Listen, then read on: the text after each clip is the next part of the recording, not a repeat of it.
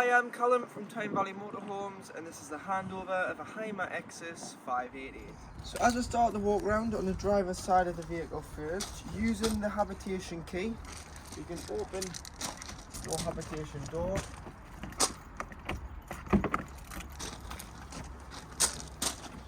You've got your step, which goes in here, and you can put it out here. It'll beep when the engine is running to let you know the step's out, and there's a switch on the dashboard, which means you don't have to get, if you have forgot, you don't have to get off your seat. You can just press it and the step will retract. Make sure the engine's switched off to get the step out, otherwise it won't come out. And further back, you've got your weight sticker here, so a 3.5 ton gross vehicle weight, 5 ton train, front and back axle weights. This is your unique Hymer build number, and obviously your chassis number for your Fiat cab. Fridge vents, hook-up points, so if you are charging it at home, we strongly recommend that every 2 weeks you give your leisure batteries a strong charge by hooking the vehicle up for a day or so, just so it takes charge, because if you were to leave the leisure batteries and they go completely flat, some of them won't accept a charge and you will have to replace the batteries if it's left long enough. So all you need to do is lift the collar up, push it on here, hook the motorhome up first, then the power source, either the site or the house if you're home charging, and do it in reverse order when unhooking so that you're never walking around with a live lead. At the back you've got your garage, you turn your locks, you open the door. 350 kilograms of weight can be distributed in the garage. You've got your toolkit, which includes a jackknip brace and a tone eye. Got a lamp in here, so just press the light and you can turn that on. Got an external shower, so as long as there's water on board, you can use the shower to hose the dogs, the boots, the bikes off. Tyre inflation kit, silver screens, and some carpets for the vehicle. Tethering rails are on the van, on the rails, so what you can do is you can tie things down here just to stop them moving when in transit.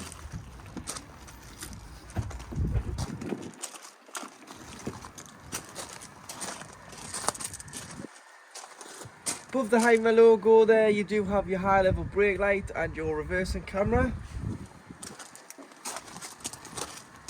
Garage door I've already seen, but obviously 2 good sized loading doors to get bikes and bits and pieces in the garage. This is your gas locker, so LPG, liquid petroleum gas. And you've got a gas slide out tray, so if you lift this up here, you can slide the tray out. And this is our test bottle, so make sure you get your own gas bottles. This is just to show that the motorhome is working on gas when I'm doing my handover video. And what you do is you'd strap the bottle top and bottom. So strap the bottle in just to make sure it's safe and secure.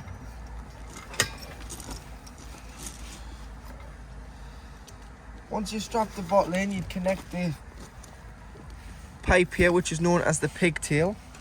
So left to tighten, right to loosen, opposite ways with it being gas. Then you'd carry an adjustable spanner or a gas spanner, nip it up, turn the cylinder on at the top. Once you've turned the cylinder on, if you press the black button here, which is a crash valve sensor, so press that in for 3 seconds, it allows the gas through into here. And then if you're still struggling to get gas, you can press the gas crash valve on the regulator, so press and hold that and that allows the gas in. Should you fit another pigtail to the opposite sides, you do have a changeover valve where you can change it over, so the little diamond there points to this bottle, it's green, point it to the back. With another pigtail connected, you'll be able to do that, or just rejig the bottles and connect it to the front. At the back you'll also notice you've got a hose that looks like a Hoover hose at the back. This is a waste extension pipe hose, so the waste pipe on the vehicle is just down here, just underneath the Exsis logo on the bottom skirt of the vehicle. If you can't get to the designated grid or gully put the pipe on, you'll get a couple of, I think it's 2 meters extra to get over to the designated point. And this is dirty water, so this is any water that you've put down any of your plug holes. Make sure in the winter it's fully drained off so it doesn't freeze. And make sure you get rid of it before you leave your site, because you don't want to be driving around with the added weight. It's just going to use more fuel because you're carrying more weight, and it's going to impact what you can put on board, meaning you don't get such a good payload by carrying dirty water, because there will be a chance that you're running overweight.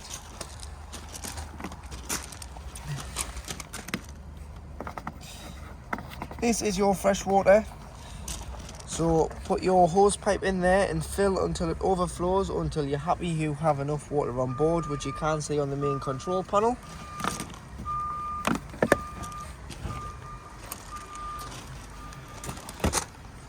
This is your cassette toilet. So to operate your toilet, squeeze the green handle and slide the cassette out of the van. Lift it up, and you've got a handle so you can dispose of it. Carry it to your waste disposal point. If it's too heavy, use the handle. Take the cap off,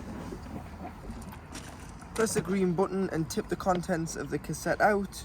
Once you've tipped the contents of the cassette out, it's normally beside your toilet block the disposal point is, put some water in and give it a rinse before going in with a cap full of chemical, which is 120 ml. Either green or blue into here, and then you can put it into.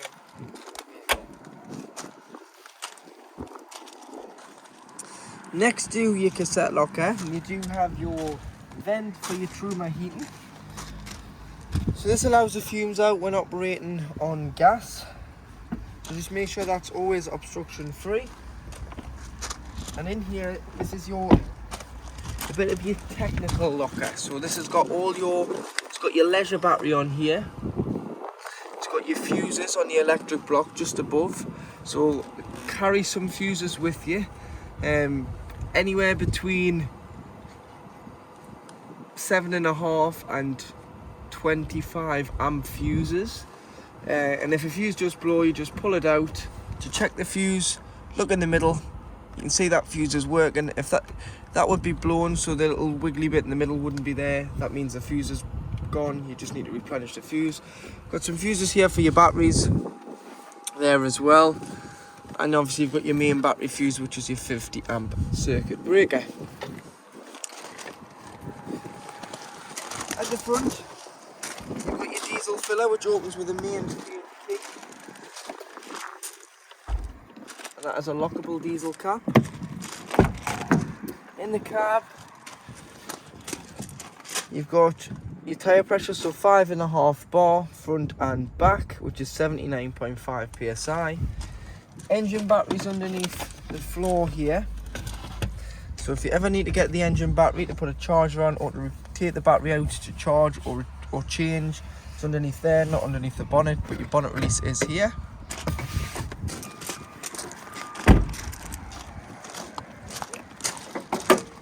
Then you do have your various fluids. Screen wash, remove this and you can get your power steering fluid, your coolant and your brake fluid. Oil filler and your dipstick for checking your levels. Paint code. And then an earthing point for giving or receiving a jump start, and your positive. So you've got the top of your air filter here, this round one's your air filter. Behind the passenger headlight, then you've got into your fuse box. If you just lift here, this is your positive terminal for giving or receiving a jump start. To operate your Hymer 12 volt control panel, if you're hooked up to mains power, you'll get this light on here, which means that you are on mains power and it's charging your leisure battery. You've got your on off button here, so you can turn the vehicle on and off, and you'll get this green light. And then you just scroll through so you can view your leisure battery, which is the battery at the back of the picture of the van. Take the hook out to get a true reading of the battery. You've got your fresh water, which is 100%. You've got your wastewater, which is at 25%. And you've got your carb engine battery. So to operate your digital Truma CP control panel, To turn the system on and off, you'd press and hold to turn it off, press it once to turn it on and it'll come on, and then to get into the menu you just press it once. You'll notice you've got a thermometer in a van flashing at the top corner. If you press enter, this is how hot you want your vehicle. So you've got all the way off in the summer when you don't want the heating, or you've got all the way to 30 degrees in the winter when it's very cold. So once you're happy, so if we say 27 degrees there, that's how hot I want the inside of the motorhome to be, I'd press enter. And that'll save that at 27 degrees. Now you've got a thermometer in some water. This is how hot you want your water. So if you don't have any water on board, you'd have it on off. 40 degrees for showering. 60 degrees for doing your dishes. But it's entirely up to yourself how hot you want your water. Or you've got boost, which will turn off your heating and prioritize your water first. But for this we'll just say 60 degrees because we want the heating to run along with the water. Next you've got what source you're heating the water and the vehicle off. So you've got gas, so make sure your gas bottle's on and it's turned on. You've got mix 1, which is 750 watts of electric and gas. You've got mix 2, which is 1850 watts of electric plus gas. So you'd use mix 2 in the winter. If you're away and it was really cold, use a mix 2. Will boost the vehicle up to temperature because you're using both sources together. Then you can turn it over to electric. So you've got electric 750 watts EL1, and you've got EL2, which is 1850 watts of electric. Don't waste your gas if you're on a site, unless you're away and it's really cold and you're using mix 2 for the first 10-15 minutes. Then allow electric to continue to heat the motorhome and maintain the temperature. Because if you're on a site, you've paid your site fees after all, you'll not want to waste your gas. Then you've got your fan in the top right hand corner, so eco or high or boost. This is just a 12 volt assisted fan. So eco will use less 12 volt. High obviously uses more fan speed, so it's going to use a little bit more 12 volt. And boost uses full power on the fan, which is going to use the most out of the 12 volt battery. Sleep with it on eco because it's a lot quieter than sleeping with it on anything else. If you're going to sleep with the heating on in the winter, you've got a timer so you can time the heating to come on and off, just the once though. Clock in the middle, and then spanner. You can go all the way down to reset, and to reset the control panel, if you ever get a warning triangle in the middle, reset, preset, click again, and it will restart your control panel. And then to turn off, press and hold, and it'll say off, and it'll completely turn itself off. So in the kitchen, you do have on your hob one electric hot plate, which is this one here at the back, which works on mains 240 volt hookup. You've got to be hooked up for that to work.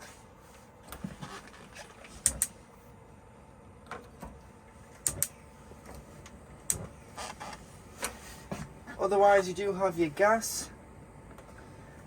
Make sure that all are cool enough to touch before you put the lid down, otherwise you will shatter the glass lid if it is still too warm.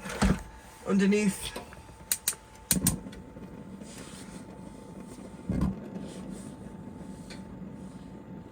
do have your grill, and underneath your grill you do have your oven.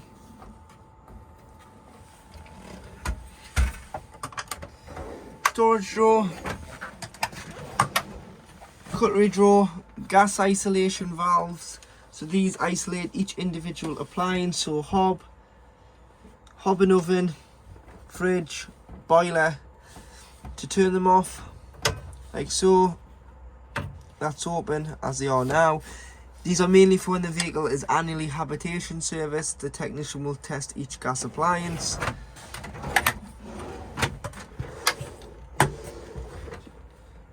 Make sure you are lifting the catches up and they are clicking into place.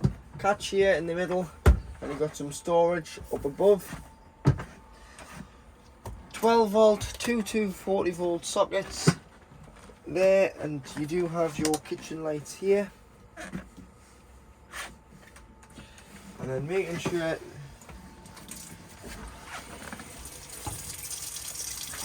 you've got your 12 volt on, and you've got water in the system. You can bring your water through, and that is starting to warm up there, that hot water. So the hot water system is working as it should.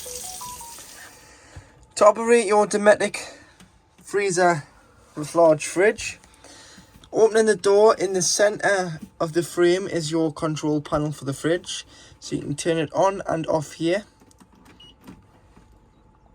And you'll notice A lights up, and then it'll pick the best source. So A stands for automatic energy selection, and it's picked hookup as the picture of the plug has illuminated, which means 240 volt. So you can leave it on automatic and it'll pick the best source available at the van, but you always want to use hookup if you're at home pre-chilling or you're on a site and you've paid your electric fees, because why waste your gas? If I was to unhook the van now, as I've got a gas bottle on and gas is working, it'll switch over to gas and self-ignite. And then if I was to start the engine and decide to drive from one site to another, or from home where I've pre-chilled it beforehand a few days before, put the shopping in the night before, it'll go over to battery, which is a feed off the engine battery when the engine is running. And it's designed to keep it at the same temperature, so it's at a steady temperature. It'll not get any cooler, but it'll not get any warmer, and it'll just keep it nice and edible and fresh until you arrive on your site and either hook the vehicle back up, and on automatic it'll just switch over, or if you're wild camping, it waits 20 minutes before lighting on gas. And this is a safety feature in case you're filling up with diesel. If you're filling up with diesel, it waits, because if you've not isolated your bottle, the last thing it wants to do is spark where naked fumes of petrol are. So it waits 20 minutes, so all you need to do is manually press the gas, and that's me selected it onto gas, so the fridge is working onto gas. You'll hear a tick in the background and it engulfs the flame on the burner. So that's on gas, that's on hookup manual, and that's on battery, and it will fail because the engine isn't running. Temperature here, so when pre-chilling, have it on 5. When you put your shopping in, turn it down. So what I would do is 2 or 3 days before, I would hook the vehicle up if you're lucky enough to keep it at home. Not only does it give the leisure battery time to take sufficient charge and become fully charged before you trip away, put your fridge on and allow it to chill for a day or so. Once it's chilled after a few hours or a day, put your shopping in, and then allow that to chill overnight. And on automatic, it'll automatically change over when you start the engine and unhook the vehicle. It's beeping now because the doors are open, but when you are finished using it, turn it off. You've got the same light on the fridge, but I'll show you this. On the courtesy light, if you push it in, the 2 pins come out, and when you rest the door upon it, the door's loose. Allows air to circulate in and out, as it's got a rubber seal on there, and it can trap the air and cause smell within the fridge, which will then mean your motorhome will start to smell. So wipe it out, leave the doors open when you're winterizing, or when you're leaving the van parked up for time where it's not in use. In your wardrobe, just behind your fridge, this is the location of your trips. So you've got your main trip tester, so RCDs. So if you think the motorhome isn't receiving power, the best thing to do is trip the van. If it trips like it just has, you're receiving power. If it doesn't, it's not the motorhome, it could be the cable or where you're getting the power from. But if you've tripped it out, try here before you try your main site. Under the bottom step between the 2 single beds, if you lift the panel out the way and look all the way down, this is your fresh water tank. So this is where your fresh water lives, between the double floor. It's very important that in the winter you drain it down, and to drain it down you just turn here and you'll hear the water draining out directly out underneath the chassis. If you turn it 3/4 of the way, what it'll do is it'll drain all the water out, but it'll stop at 20 litres, so it means that you're lighter for travelling. But if you go wild camping, you will have to take all your water with you. If you are going to a site and you want some water on board, at home just put the maximum of 20 litres in. That's more than enough to stop using your own toilet, make some food and have a cup of tea on the way down to your site if you're doing a longer journey. Make sure you drain it off in the winter so the water doesn't freeze by just opening the valve and leaving it open. And if you've taken on a source of contaminated water, or you've just parked the van up for a couple of weeks, let the water out so that your water doesn't go stagnant. Always make sure that you don't drink the water directly from the tank. Boil it. It's great, it's alright for cups of tea once it's boiled, but never drink it straight from the tap. Use bottled water. And that's how you would drain it. You can get into the tank here by removing this blue cap, and once every year flush your freshwater system out by putting some cleaner into the tank or into the filler point, filling it up, bringing it through the taps, leaving it in the tank for 24 hours before flushing it with several tanks of clean fresh water after you've put your chemical in to clean your tank out. The hatch between the kitchen and the washroom in the floor, this is your black tank, which is your dirty water. So this is anything that you've put down the plug hole. You can get into it by removing the blue cap should you need to. Again, clean this out once a year by putting some cleaner down all sink plugs. Then flush it through, leave it in full overnight, and then flush it back out and rinse the tank. But that's your dirty water. To drain off your dirty water, which I've shown you where the point is outside the van, where the water physically comes out the motorhome. But to open it, you've got to open, this is your lever. So this is closed, that's open, it is in German. Open, closed. Open it over the grid on the way out of your site and let your water out. Just so that you're lighter when driving, and you can put more bits and pieces on board and it uses less fuel because it's not as heavy. Plus, what I would do is leave it open when I'm driving home so it rocks any loose water out of the tank, because the tank's flat. On the camber of the road, it's going to rock the water out of the vehicle to make sure it's 100% empty. And in the winter, make sure this is fully empty, same as your fresh water, so no water can freeze in the van and cause any damage due to frost. Also, turn these valves and allow the water out the fresh. So this is the hot water line and the cold water line directly out of the van. So it'll mean that there's no water sitting in any pipes in the van that you can't see. It'll allow the water out from the taps, toilet, shower. Leave the taps open in the middle position of the mixer and open your tanks. So to winterize, open your waste, open your fresh behinders like I've shown you, open these two, open your taps, drain your boiler off, which I'll show you in a second how to drain your boiler off, and that'll be how to winterize your motorhome. So in the front dinette underneath the table, you've got this little catch here. So if you take that off, this is your boiler drain for your Truma boiler, which holds 10 litres of water at any one time. This valve is known as an anti-frost valve. So what will happen is, when the vehicle hits 3 degrees or less when not in use, the blue button on the bottom here, where my finger is, will pop out. It'll allow the water that's in the boiler to drain out underneath the van. And it'll avoid the water from freezing in your freshwater system and your boiler. But to drain it off, what I would do is, don't always rely on it in case it ever becomes faulty.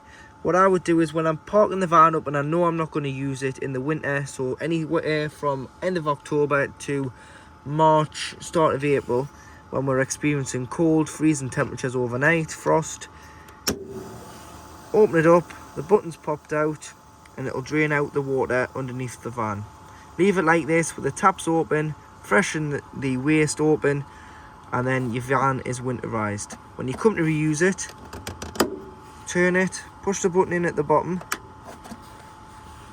If the button stays in, great. If you're using it the odd weekend in the winter and you're trying to do this when you've just got into the van. The button may not stay in. It's not a fault, it just means it's less than 3 degrees, so it's doing its job.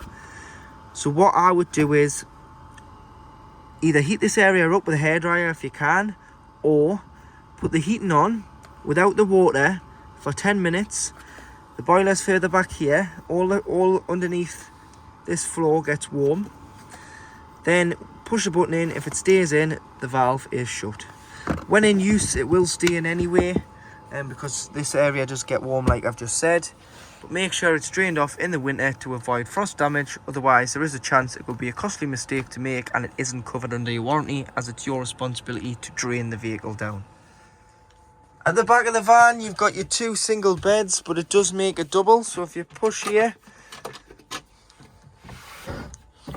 you can pull this board out. Slide your ladders out at the end. Put your cushion into here, and you've created a double bed across the width of the vehicle. That's if you want, or you can just use it as it's designed for 2 singles.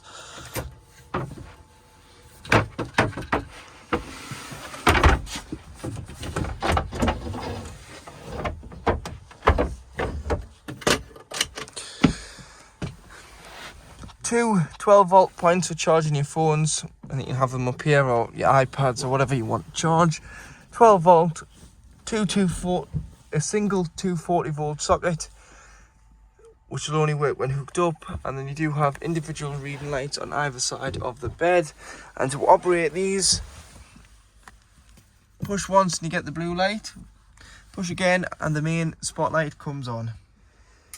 To operate your toilet, which is a bench-styled Thetford toilet, before use, always put a little bit of water into the bowl. So press the blue button here. Put a small amount of water in, and then before use, you want to get rid of that water. That just helps lubricate the seal between the top of the cassette and the blade, and stops the blade getting messy. So it lubricates the top of the cassette. Open this. Use the toilet. After use, give a good flush. If you've bought any blue, obviously blue and green goes into the cassette direct. If you've bought the blue and the pink, which is the twin pack from Thetford, which you can get, the pink's known as like a flush liquid. You don't have a separate header tank on this motorhome, but you can use it by putting a small amount into a spray bottle and diluting the rest with water, keeping it somewhere handy, spraying the bowl. It'll clean the bowl, it'll give a nice fragrant smell, and then you would just shut the blade, make sure it's closed. 3 green lights mean it's full, so it's time to empty it. Bathroom lights here. Toilet roll holder. Come through the door and you can store some toiletries in there. Toiletries in here. This 240-volt socket is disabled under the legislation from the NCC, which is the National Caravan Council, which is the governing body for motorhomes and caravans in the UK.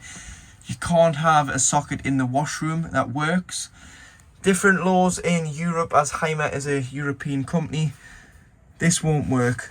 This is your pump switch. So this is on, so when you open the tap, you get a pressurized flow of water throughout the van. If I was to turn that off, the water's stopping.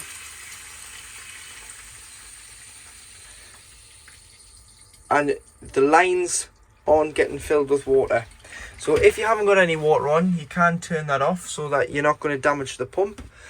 But when you do have water on, just leave it on and you'll get a pressurized flow of water. It's more for if you didn't have any water on, you don't want to burn out the pump. But I would just leave it on and just make sure you've got water on all the time.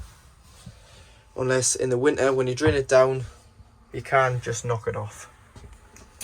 Shower screens need to be tied back when travelling. Also, when winterizing, if you just unscrew your shower head there from the hose and lie the hose down in the shower tray with the mixer tap open, it stops any water from sitting in this pipe and potentially freezing. So to operate your standline TV, so you can have it so you can watch it in the front of the van, or there's a catch here. So press there, chrome catch, and pull the other one at the bottom, just this one here, and you'll be able to turn your TV round and you can watch it in the bedroom. But every time you move locations, you will have to retune this TV, so I'm going to show you how to do that. So get your TV remote, press menu, go down to channel management, and then you want to go to auto search, press enter. All TV channels, EVTV doesn't exist anymore, DTV is what you want, digital, but just press all. Are you sure? Okay, and it'll start and find as many channels as it can in your location.